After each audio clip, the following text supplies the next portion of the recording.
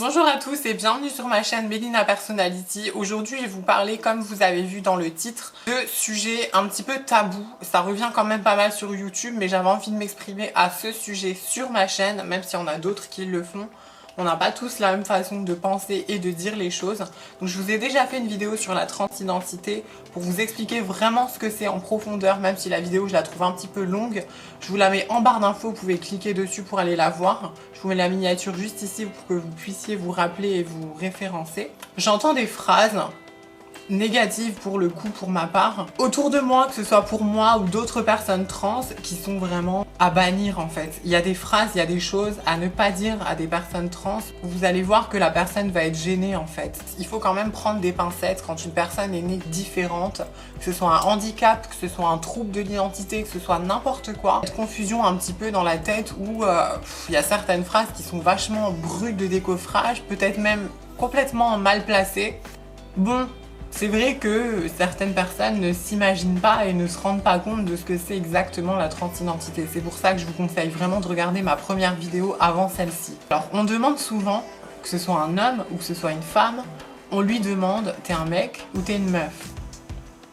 Vaut mieux ne pas poser cette question, clairement.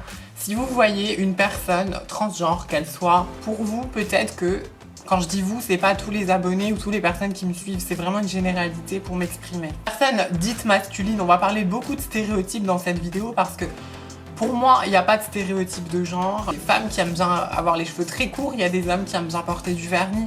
Donc encore une fois, ça c'est un style et ça n'a rien à voir avec l'identité. Rapport aux critères de la société, si une femme doit avoir une robe et les cheveux longs, et un mec les cheveux bien courts et musclés, non, ça marche pas comme ça en fait. Il y a des filles qui sont très masculines, il y a des mecs qui sont féminins, et ça encore une fois c'est autre chose et ça n'a rien à voir avec la transidentité. Mais demander à une personne trans, par exemple comme moi, en soirée, n'importe, est-ce que t'es un mec? En fait c'est que vous avez cet a priori et cette idée derrière la tête de dire mais c'est pas une femme, mais moi je sais qui je suis. Je sais à quel genre j'appartiens, j'ai toujours appartenu au genre féminin, je ne l'ai pas choisi. Je suis née avec un trouble de l'identité du genre, c'est-à-dire une dysphorie si vous préférez. C'est-à-dire que je ne m'identifie pas au sexe auquel on m'a attribué, on m'a assigné pardon, à la naissance. Hyper gênant parce qu'on se dit mais en fait la personne qui est en face de moi, elle voit même pas qui je suis, donc c'est gênant. Que j'entends énormément. Que ce soit moi ou d'autres personnes, ça c'est les gens, c'est leur curiosité, c'est comme ça. Parce que l'homme naît avec un pénis et la femme naît avec un vagin. Donc les gens se posent la question, est-ce que t'as une... C'est une question qui ne regarde absolument personne. À partir du moment où on a un sexe d'homme ou un sexe de femme, si on se sent bien dans sa peau avec le sexe qu'on a, c'est le principal.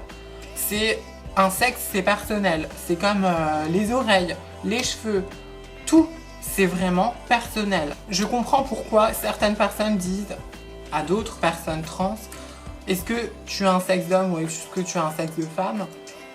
C'est de la curiosité pour savoir si c'est bien un homme ou bien une femme. Pourquoi? Non, c'est pas vrai. Il y a des hommes avec des vagins, il y a des femmes avec des pénis qui le vivent très bien, qui sont très bien dans leur peau et comme je vous dis, c'est vraiment intime et personnel.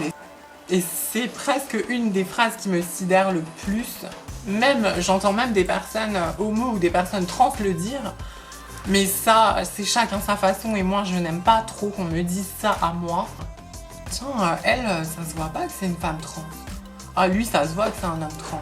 On ne dit pas à une personne trans si ça se voit ou si ça se voit pas. Pourquoi? Avec mon avis personnel, en gros, ça veut dire que elle s'imagine dans sa tête que toutes les personnes trans, apparemment, elles ont le même physique. Personne qui va dire à une femme trans, ah ça se voit. Pourquoi? Parce qu'il y a une voix masculine, parce qu'il y a de la barbe, je sais pas. La transition peut-être qu'elle n'est pas terminée pour la personne, mais c'est important de respecter le genre de la personne dans lequel elle se sent être.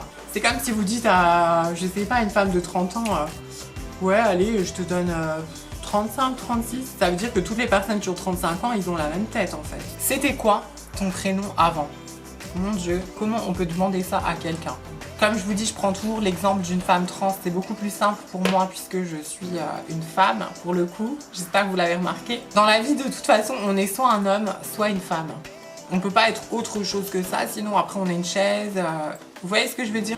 Donc trans, c'est vraiment entre parenthèses à côté parce qu'il y a une transition qui a été faite. On peut pas dire d'une personne c'est un trans, c'est une trans. Parce qu'on va la réduire à ça. On va penser que cette personne c'est juste trans. Mais il n'y a pas que trans, il y a aussi une personne avec des valeurs, avec des qualités, avec des défauts, avec un métier, avec des choses en fait. L'humain, voilà, c'est la différence, c'est comme ça. C'est quoi ton prénom avant? Que ce soit Jean-Luc ou que ce soit, excusez-moi de prendre des exemples ridicules, hein, se trouve vous vous appelez Henri, ça va changer quoi finalement de le savoir? Pour la personne qui le demande, qu'est-ce que ça va changer? Ça va juste être, si vous réfléchissez bien, de la curiosité mal placée. Dans une transition, dans une personne qui change de sexe, d'identité, qu'est-ce que ça a à voir et en quoi c'est important de connaître son prénom avant, puisque en plus du coup c'est un passé qu'on essaye d'effacer, ne pas poser cette question, parce qu'en plus elle va rien vous apporter, que ce soit Claudine ou Francine, c'est la même chose en fait. Le principal c'est que la personne se sente bien dans sa peau. Une dernière phrase à vous dire qui rejoint un petit peu t'as un sexe d'homme ou un sexe de femme, parce que c'est de la curiosité. Est-ce que tu as fait l'opération? Bah, la question en fait, je vais vous dire honnêtement, elle n'a pas de sens. Pourquoi? Parce que quand quelqu'un vient vous dire « Est-ce que tu as fait l'opération ?» Moi,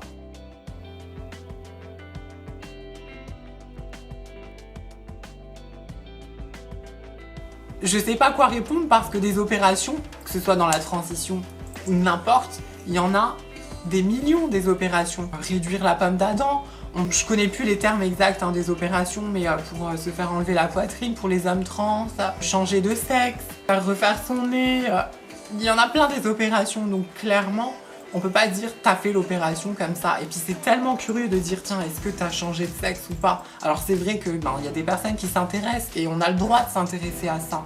C'est pas une question qui est forcément mal placée, mais je pense qu'il faut la dissimuler ou alors il faut attendre que la personne le dise d'elle-même parce qu'elle se sent prête à en parler avec vous. C'est pas un sujet qu'il faut aborder tout de suite avec une personne. Je vais vous donner un exemple sur un site de rencontre.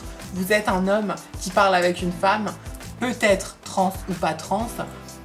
En fait, quand vous allez lui poser des questions, plein de questions sur la transidentité, déjà, elle va avoir l'impression d'être... Même si moi, personnellement, ça me dérange pas d'en parler, au contraire, je ferai pas de vidéo. C'est un sujet qui est pas tabou pour moi, au contraire. J'aimerais vraiment représenter la communauté, pas être la seule, bien sûr. J'ai jamais dit que j'étais un porte-parole, mais je pense avoir des bons conseils, quoi. Et quand on parle que, comme je vous dis, de la transition, la personne, elle va avoir l'impression d'être juste une trans, un trans, d'être juste ça, réduite à ça.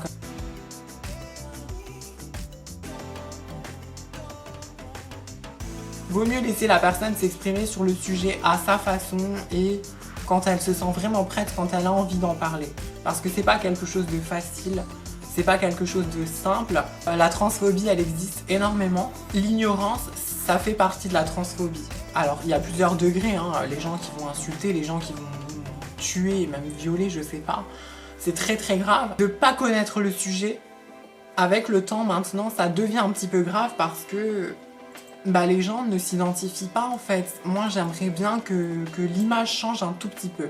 Vous allez taper transsexuel ou transidentité sur Google, vous allez tomber sur des images très obscènes avec un sexe masculin énorme et des seins énormes. Travesti Robert avec une jupe à carreaux. Je sais que je suis dans l'extrême, mais c'est pas ça la transidentité, c'est vraiment un mal-être qui est profond. C'est des gens qui font une transition, qu'on soit un homme ou qu'on soit une femme. Et j'espère que ces questions ne seront moins posées. Laissez-moi un petit like si elle vous a plu. N'hésitez pas à me dire en commentaire si vous aimez ce genre de vidéos, si vous voulez que j'en fasse plus. N'hésitez pas à vous abonner en cliquant juste ici pour voir d'autres vidéos sur ma chaîne. Activez la petite cloche de notification pour ne rater aucune vidéo. Et moi en attendant, je vous dis à la semaine prochaine pour une autre vidéo. Ciao ciao!